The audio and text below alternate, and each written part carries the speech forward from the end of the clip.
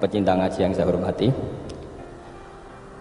meneruskan ngaji yang sempat tertunda sudah beberapa kali.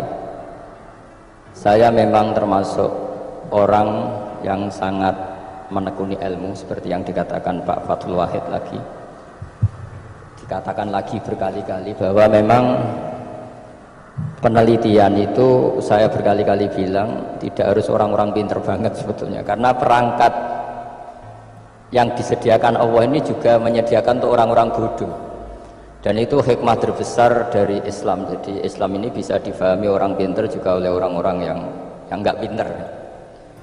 Saya punya kenangan tentang ilmu astronomi. Kita belajar falak itu jelimet, Pak Fathul Wahid, jelimet sekali. Ketika ada perdebatan misalnya awal Ramadan itu Ahad sama Senin, sama lagi misalnya Ahad, Minggu sama Senin. Karena kita ini di pesantren kalau bilang Minggu itu kadang dilarang, harus bilang Ahad. Apalagi kiainya Pak Fathul Wahid di Kudus, Kiai Turekan itu fanatik, itu nggak boleh orang bilang Minggu, harus bilang Ahad. Yang lucu itu ada seorang kiai yang sangat fanatik terhadap Islam, itu nggak mau kalendernya ditulis kenaikan wafat Isa Al-Masih. Karena keyakinan umat Islam bukan Isa yang wafat tapi Sibeh Isa. Itu di kalender Kudus kan wafatnya dalam kurung Sibeh Isa ya, yang menyerupai Isa. Jadi saking fanatiknya tetap menulis sesuai keyakinan. Saya teruskan. Orang kadang bilang begini, cara orang yang tidak mendalami ilmu, sama-sama kiai, sama-sama ormas Islam kok beda awal Ramadan, sehingga jadi debat Ahad atau Minggu sama Senin. Saya punya mak-mak ya, kalau orang sepuh itu yang dulu ikut buyut saya. Jadi saya ini generasi kelima, itu orang itu muammar, ditakdir umurnya panjang. Itu bilang gini, Gus, sebetulnya untuk tahu kalender yang benar mana itu gampang katanya. Cari tanggal 15, nanti kelihatan siapa yang salah. Ternyata betul. Kalau hitung Ahad, nanti 15-nya misalnya jatuh hari apa, nanti kelihatan. Ternyata pas yang dikatakan 15 versi Ahad itu bulan belum purnama. Purnamanya itu di versi mereka yang tanggal 16. Berarti bener mana? Yang Senin kan? Tapi yang versi Senin ternyata betul pas 15 pas purnama. Artinya apa? Allah menyediakan perangkat untuk menguji Senin apa Ahad dengan cara awam, yaitu nunggu tanggal 15. Artinya gini, kata siapa yang tahu itu hanya orang pinter gitu. Orang awam juga bisa tahu, karena agama ini milik bersama ya, milik orang pinter, milik yang tidak pinter. Sehingga dalam pola-pola Islam, di antara madhab Syadili, madhab Thariqah Naqsyabandiyah, itu beliau di antara kampanyenya gini, kata Thariqah Naqsyabandiyah, Thariqah kami ini yastawi fistifadatiha ar-rijalu wasibyan. Popularitas Thariqah saya, mudahnya difahami ini, antara orang pinter yang sudah dewasa sama anak-anak kecil ini sama. Kenapa demikian? Kalau dalam filosofi kebenaran itu ada pepatah, fa innal haqqa adharu min syamsi dhahira. Kebenaran itu lebih jelas ketimbang matahari di siang hari. Sehingga mereka dengan mudahnya mensifati Allah misalnya adz-dzahir, zat yang begitu jelas. Kenapa Allah begitu jelas? Karena ulama dulu cara, kalau dalam bahasa pondok, mensifati, menstatuskan alam raya ini maujud. Maujud itu ada. Di mana-mana sesuatu yang ada itu ya diciptakan oleh yang ada. Masa Anda ada kok menciptakan yang ada? Sehingga mereka tidak pernah tertarik sama paham komunis, ateis, bahwa alam ini dimulai dari ketiadaan. Pertanyaannya adalah bagaimana sesuatu yang tiada menyebabkan yang ada. Sehingga ulama dulu pinter, sifat wajib itu apa? Wujud. Karena alam raya ini kadung wujud, kadung maujudat, maka Allah harus wujud. Berhubung wujudnya Allah itu wujud penyebab, harus qadim atau harus awal. Masa penyebab datangnya terlambat dulu ya? Jadi efek dari penyebab itu. Sehingga mereka dengan gampangnya mensifati Allah adz-dzahir, zat yang begitu jelas. Sehingga Imam Sibawayh, ahli nahwu, itu juga mengenali Allah lewat teori nahwu. Beliau bilang Allah itu siapa? Allahu a'raful ma'arif, zat yang paling mudah dikenali. Nah, sehingga tadi seperti yang dikatakan Pak Rektor, sebetulnya perangkat ilmu seperti tadi menemukan bulan itu diantaranya ditemukan kalau bulan tuh nggak rata itu ya kalau teori gambar karena sekian jarak punya akibat sekian punya misalnya kita melihat gunung kelihatannya indah padahal di situ ya ada lubangnya ada pohon yang tertebang ada pemandangan yang nggak indah tapi gara-gara dilihat dari jauh semuanya maka disarankan orang yang baru nggak suka istrinya terus melihat dari jauh tinggal minggat lah kira-kira kalau ditinggal minggat 2 bulan itu mesti cinta lagi itu kan fungsinya baru kelihatan itu tapi kalau dekat terus tuh mesti sama neknya lah kira-kira gitu sama mangkelnya sehingga itu ya dipakai teori juga dalam silaturahim di agama terkenal ada pepatah zuruhibban tasdad hubban jadi ya jangan sering ketemu nanti kamu gampang cinta kalau sering ketemu ya gampang bosen lah kira-kira seperti itu. Nah kemudian teori-teori awam ini dikembangkan yang awam jadi dulu orang menemukan matahari itu besarnya kayak apa rembulan besarnya seberapa itu dilihat setiap kita melihat mobil itu jarak 1 kilo masih kelihatan sekian meter nanti kalau 2 kilo berkurang sekian senti kalau 3 kilo berkurang sekian senti terus dikalikan ya kira-kira seperti itu kalau rembulan masih kelihatan segede itu berarti kali sekian pengurangan tadi terus ditemukan makanya kita Pak Fathul Wahid yang di pesantren yang memang serius ngaji itu di situ ada ilmu falak itu ditemukan sebelum ada teknologi jadi kita tahu gerhana itu lamanya berapa terus yang kena gerhana sisi mana terus itu dihitung karena dari dulu sains ilmu itu di atas teknologi jadi kalau keyakinan kita di pesantren teknologi itu hanya menyumbang nggak sampai 30% jadi orang bisa menemukan pesawat misalnya itu karena melempar batu kalau masih ada tekanan batu itu tidak akan jatuh padahal batu itu tidak ada mesinnya asal ada tekanan dia ada jatuh terus dihitung kecepatan berapa yang menjamin sesuai itu tidak jatuh hanya ditemukan pesawat meskipun mau landing harus tetap banter karena kalau tidak banter jatuh itu dihitung artinya dari sains dulu baru ditemukan teknologinya untuk gimana supaya tetap kecepatan sekian itu ketika mau landing nggak boleh pesawat dilem kalau dilem nggak jatuh karena tadi seperti batu dilempar dia nggak jatuh ya kalau masih ada tekanan sehingga instrumen itu ditemukan juga di bab tauhid saya punya kitab namanya Hasyiatut Turmusi dikarang ulama top Indonesia namanya Syekh Mahfud At-Turmusi itu beliau cerita Imam Al-Amudi itu ulama top tapi dia itu unik tiap ngajar santrinya itu ngajar matematika ngajar ilmu eksak terus ditanya sampai muridnya itu ragu ini guruku masuk surga enggak ini kiai kok hanya ngajar matematika ya kira-kira ngajar ya seperti mahasiswa jenengan kan ini rektor masuk surga enggak ngomong teknik terus gitu loh tapi gurunya kayaknya enggak terima diuzoni santrinya itu enggak terima karena beliau seorang wali murid-muridnya itu bermimpi ini penting saya ceritakan mungkin agak aneh ini.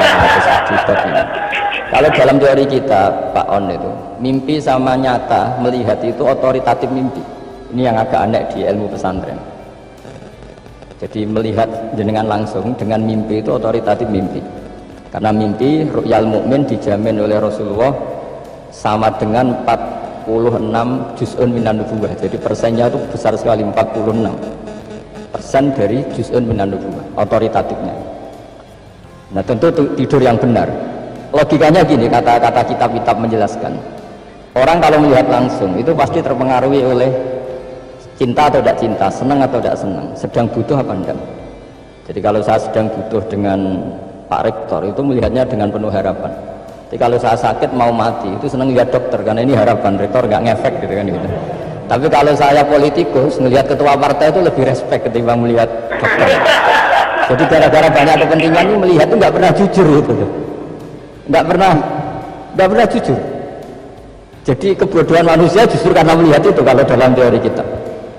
Makanya kalau dalam teori pesantren itu kebalik, anna sunyamun wa idza matu intabahu. Manusia itu hakikatnya tidur, baru setelah mati bangun.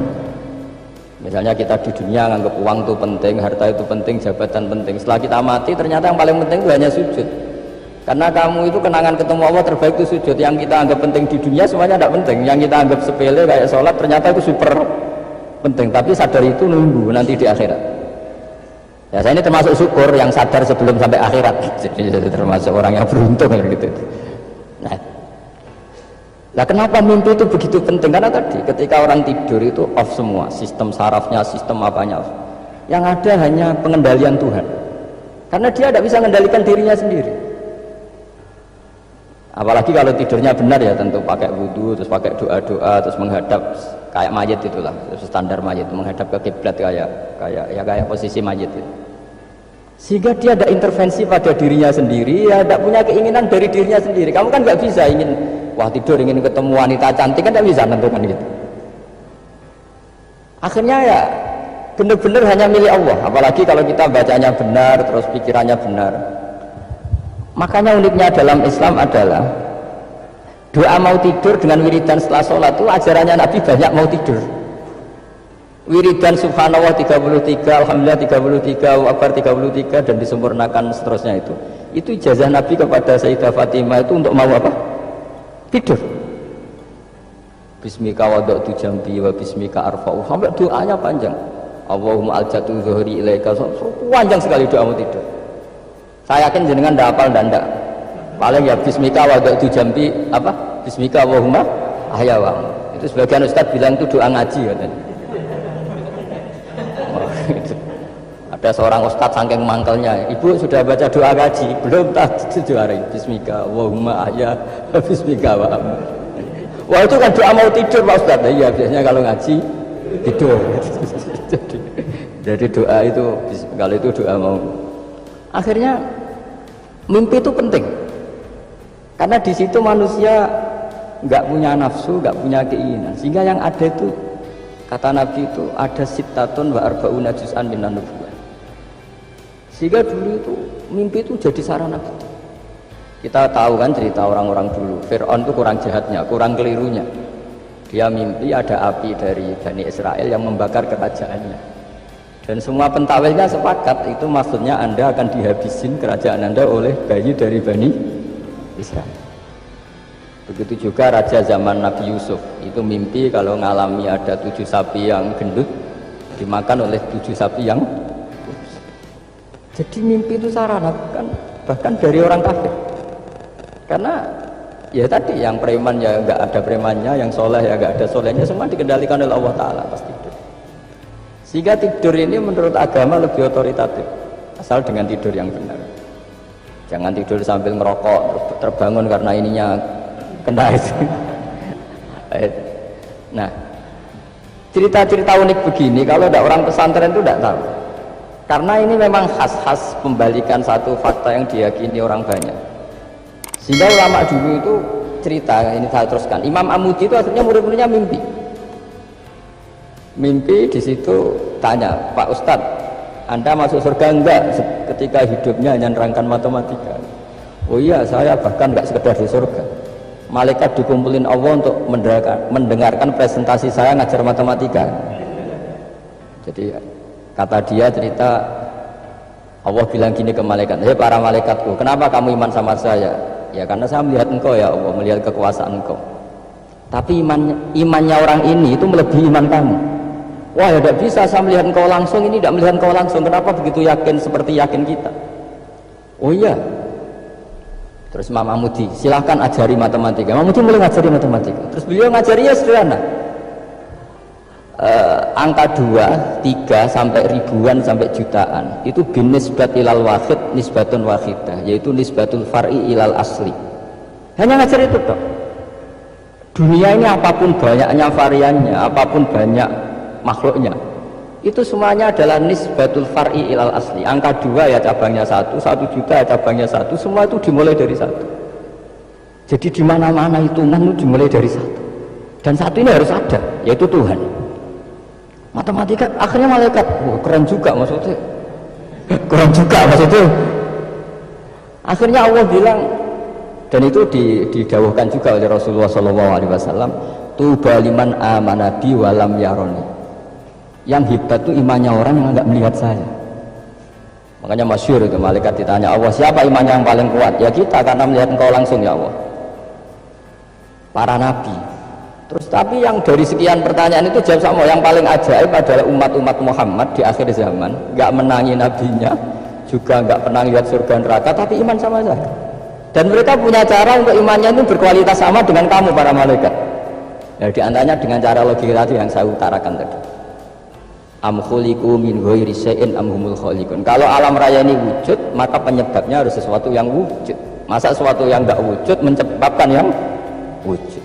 Kalau angka 10 ada, 1 juta ada, pasti dimulai angka 1. Makanya nisbatus naini wal arba'ah ila ma la nihayata laha, itu semuanya nisbatul far'i ilal asli. Semua angka berapapun jumlahnya itu binisbat ilal wahid adalah nisbatul far'i ilal asli. Itu cara-cara, makanya tadi kajian ilmu itu tidak ada habis-habis. Makanya perasaan saya itu kemungkinan orang Islam jadi ateis itu kecil, Pak Fatullah. Saya punya kitab, ini saya ulang lagi, kitab calon wali. Kenapa saya sering cerita wali? Kalau di kampus itu kan orang inginnya ya jadi dekan, jadi rektor atau jadi menteri lah kira-kira gitu. Kalau di pesantren orang itu cita-citanya satu, ingin jadi wali. Ya, supaya majelis ini barokah, saya tidak perlu cerita dunia kampus. Kalau ceritakan corong Jawa ya segoro. Bongso keinginan gitu kan tidak selera saya, juga ada dunia saya. Supaya sampai dapat ilmu ya saya cerita dunia. Itu kitab, saya punya kitab calon wali lah kira-kira, atau wali sudah wali top. Namanya kitab Tasbitul Fuad, karangannya Sayyid Abdul Haddad. Itu beliau cerita, di antara ceritanya itu unik. Kata beliau begini, saya itu tidak khawatir orang Islam jadi murtad, apalagi jadi ateis. Karena kalimat la ilaha illallah itu sahlatun qaribah, kalimat yang mudah sekali. Sehingga saya tidak khawatir orang Islam yang ketemu orang ateis, ketemu orang macam-macam, asal diajari kalimat ini secara benar. Terus beliau cerita, yang saya takut tuh mereka masalah perempuan dan harta. Kalau iman kayaknya enggak. Singkat cerita yaitu di kitab seperti itu. Singkat cerita saya ketemu banyak orang yang kuliah di McGill atau kuliah di Amerika, di Jerman, mungkin di Norwegia, di mana-mana, di Australia, dan ketemu teman-teman yang di Korea Selatan juga.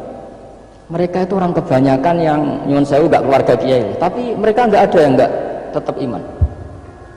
Ketika saya tanya kenapa Anda tetap iman, padahal ada beberapa negara yang lebih stabil, lebih makmur dibanding negara yang mengklaim sebagai negara Islam. Itu cara berpikir ya sederhana. Enggak lah Gus, kayaknya kok Tuhan kok ada tanggal lahirnya, enggak lah, kayaknya yang namanya Tuhan tuh ya awal lah. Masa pencipta langit bumi dituhani orang yang lahirnya di bumi, kayak enggak lah kayaknya. Jadi ya berpikir sederhana. Padahal ya kurang ajarnya Masya Allah. Anak ini ya dugem ya macam-macam, tapi kalau ditanya disuruh yang lain enggak mau deh. Enggak lah, kayaknya yang benar tetap Islam. Karena kalimat ini yaitu tadi eksistensi Tuhan, tadi eksistensi Allah itu la ilaha illallah itu kalimatun sahlah, kalimatun qoribah, kalimah yang begitu mudah difahami. Kenapa mudah difahami? Misalnya kita ngaji, Tuhan itu siapa? Yang menciptakan langit dan bumi. Dengan misalnya perbandingan Tuhan itu siapa? Yang lahir di bumi tahun sekian. Enak mana cara kita menerima itu? Kan keren yang menciptakan langit dan bumi. Tuhan itu siapa? Yang ada sebelum langit dan bumi. Dengan misalnya Tuhan adalah yang lahir di bumi. Keren mana?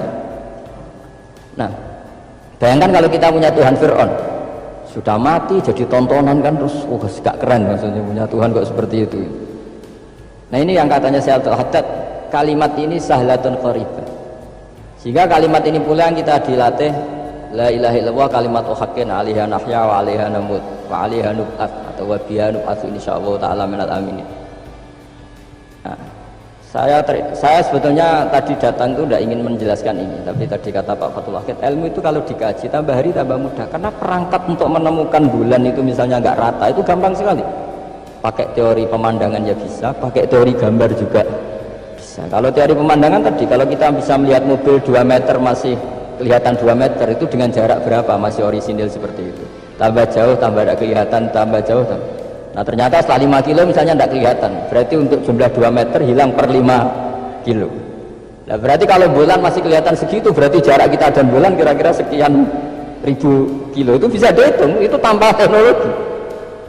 Makanya sebetulnya teknologi itu nyumbang itu nggak sampai 30%. Yang paling banyak ya sains tadi, pengetahuan itu yang kayak tadi orang menemukan pesawat, itu kontribusi terbesar tetap pengetahuan. Misalnya pesawat dari bahan ini kalau kecepatan sekian kena angin pecah enggak, tetap pengetahuan yang menopang itu. Teknologi kan paling mengantar supaya pesawat kecepatan sekian didorong mesin sekian dengan apa begitu. Nah Pesantren seperti kita ya, saya ini dididik Mbah Mun, dididik bapak saya, buyut saya, kiai. Itu sekali alim, yang alim betulan, itu ya alim betul. Ya karena memang yang repot nih yang agak-agak dukun itu ya ribet ya. Penting rambutnya gondrong, terus terkenal gak pernah mandi, terus nanti ada orang tertentu tertarik minta doa, ini yang ribet ini, susah ini sertifikasinya susah ini karena. Tapi kalau kita ini di pesantren yang cara sertifikasinya jelas. Jadi berani jadi Gus harus bisa baca Mu'in gitu, berani jadi Kiai harus bisa baca Wahab. Aturan mainnya jelas kalau di ini. Yang repot tuh yang sebagian itu aturan mainnya tidak jelas. Promosinya itu pernah datangi menteri loh, pernah datangi wah ribet kalau ukuran keren tuh didatangi apa? Menteri atau pejabat. Saya teruskan ya, karena ilmu itu harus menyelamatkan kita sampai di depan Allah Subhanahu wa Ta'ala. Nah, ketika kita menyifati Allah itu az-zahir, zat yang begitu jelas, itu kalau kita kan kok begitu jelas padahal nggak bisa dilihat, terus kita sendiri tidak pernah melihat. Tapi eksistensi Tuhan sebagai Tuhan itu al-wajibil wujud, itu jelas sekali karena nggak mungkin suatu yang wujud diciptakan oleh yang tidak wujud. Kenapa harus awal? Masa pencipta datangnya terlambat? Terus juga harus bakok itu abadi atau al-akhir kalau dalam bahasa Quran. Masa zat yang superior kemudian kalah sama yang diciptakan? Berarti nanti ada kekuatan besar yang mengalahkan Tuhan. Ya kan aneh, kekuatan ini dalam kendalinya kemudian Allah kalah kan tidak mungkin. Makanya disebut al-akhir. Allah pasti tidak ada yang mengalahkan. Terus diantaranya lagi disebut qiyamuhu binafsihi. Kalau dalam bahasa Quran disebut al-qayyum, zat yang berdiri sendiri. Gak boleh Tuhan butuh yang lain. Kalau butuh yang lain berarti bergantung pada yang lain, dan nggak usah jadi Tuhan lah kalau masih butuh yang lain. Sehingga karena kekuatan ini, saya ulang lagi, karena kekuatan ini, ketika anak-anak mahasiswa kuliah di Jerman atau di Swiss, di negara-negara yang lebih bahagia ketimbang negara yang mayoritas Muslim, itu mungkin mereka tertarik sama sistem negara itu karena ada jaminan sosial itu. Tapi nggak pernah tertarik sama Tuhannya negara itu, karena dihitung-hitung tadi Tuhannya mesti keren kita itu. Jadi, nah ini cerita ke saya Abdul Haddad, kata saya Abdul Haddad, kamu tidak usah khawatir lah umat Islam murtad atau jadi ateis gitu, karena penjelasan tauhid Islam itu begitu jelas. Jadi by design manusia itu pasti nerima tauhid kira-kira gitu. Jadi ini pentingnya ad-dhahir. Jadi Allah itu begitu apa? Jelas. Tapi Allah juga mensifati dirinya al-batin. Ya, al-batin itu gak mudah dikenali. Kenapa? Karena tubuh kita desainnya ini profan, tubuh kita tidak sempurna, rentan. Nah, tentu sesuatu yang tidak sempurna ini tidak bisa melihat zat yang super apa? Sempurna. Kita bisa rusak sementara Allah enggak. Nah, karena alasannya tubuh kita ini didesain untuk rusak, maka di surga itu keyakinan para ulama orang bisa melihat Allah karena desain tubuhnya sudah dirubah dari desain profan menjadi keabadian. Sehingga di sini terus ada kelayakan melihat. Itu pun tetap min ghairi kaifin walan fisorin, tetap ya bisa melihat, tapi corong Jawa itu kecelok melihat tapi tidak sampai faham. Karena bagaimanapun Allah itu la tudrikul absar wa huwa yudrikul absar. Bagaimanapun Allah itu laisa kamitslihi syai'un, tidak ada padannya. Jadi makanya Allah punya sisi adz-dzahir bisa dikenali sekali. Kenapa? Ya tadi nisbatus naini wal arba'ah ila ma la nihayata laha, itu nisbatul far'i ilal asl. Saya punya kitab Pak Fathul Wahid, diajar Mbah Mun dulu, kitab Al-Husnul Hamidiyah. Itu yang ngarang itu ya kayak kelihatan ngawur, tapi ngawurnya orang alim. Jadi di situ ada gambar, gambarnya itu tidak jelas. Mungkin pengarangnya juga nggak bisa gambar kayak. Wah bulat ya, benang bulat ada, gambar gunung ada, gambar yang tambah ngawur ya banyak sekali. Gambarnya itu nggak ada yang jelas. Tapi dari nggak jelas itu beliau bilang gini, gambar yang bulat ini, yang nggak jelas ini, tetap kamu punya rumus kan? Itu dimulai dari satu titik. Mau gambar gedung tingkat 5, mau gambar hutan ada harimaunya, tetap dimulai dari satu titik. Ya alam raya ya seperti itu, mau ada Mars, cek mau ada Jupiter, kayak tetap dimulai dari situ titik. Nah ini namanya nuqtatul wujud, titik kewujudan, yaitu Allah Subhanahu wa Ta'ala. Sehingga ketika kita ngaji, ketika di pesantren dulu, penjelasannya adalah Al-Quran maknanya dipadatkan di Fatihah, Fatihah dipadatkan di Bismillah, katanya Bismillah dipadatkan di titiknya ba. Nah titik ba ini dianggap titik awal wujud, bi kana makana wa bi yakunu ma yakun. Kira-kira Allah mentitahkan karena saya semuanya yang ada, dan karena saya yang mau ada bisa saya ada. Nah, itu sirinya lah. Jadi menerangkan tauhid itu pakai gambar. Gambarnya keliru sekali lah kalau dalam orang seni mesti melihat gak seni itu. Karena dia agak butuh gambarnya, butuh mau menjelaskan bahwa dunia sebanyak ini, bahwa alam raya sebanyak ini tetap dimulai dari satu titik. Nah, sehingga di sini ada tauhid, qul huwallahu ahad, Allahus samad, dan seterusnya. Nah, saya mohon lewat penjelasan ini ya, baik orang yang ahli teknik maupun ahli medis, ahli apa saja, tolong latihlah memberi penjelasan yang mudah sehingga agama ini mudah dicerna. Sehingga kalau ini dijelaskan cara mudah, beragama itu jadi gampang. Makanya ciri utama agamanya orang-orang baik itu satu, man radiya billahi robba. Radiya itu seneng banget. Kenapa seneng banget? Karena memang agama ini nyaman, indah. Jadi datang dengan kebenaran yang mudah dicerna. Coba kalau agama ini datang dengan cara misalnya gini, kamu harus menuhankan ini, dan kita tahu itu lahirnya di bumi, kan ada yang ganjel. Kok Tuhan sama buminya dulu, buminya ini gimana ini? Kan pusing. Buat Anda profesor nggak bisa jawab itu. Tapi kalau Tuhan itu adalah yang ada sebelum langit dan bumi, kan ya iyalah, masa Tuhan terlambat datangnya, kan terus enak itu menerimanya itu. Makanya diantara kekalahan Fir'aun berdebat, ya Nabi Musa ya Nabi lah, juga proses ya. Nabi Musa ketika ditanya Fir'aun, wa ma rabbul alamin, Tuhan kamu itu siapa?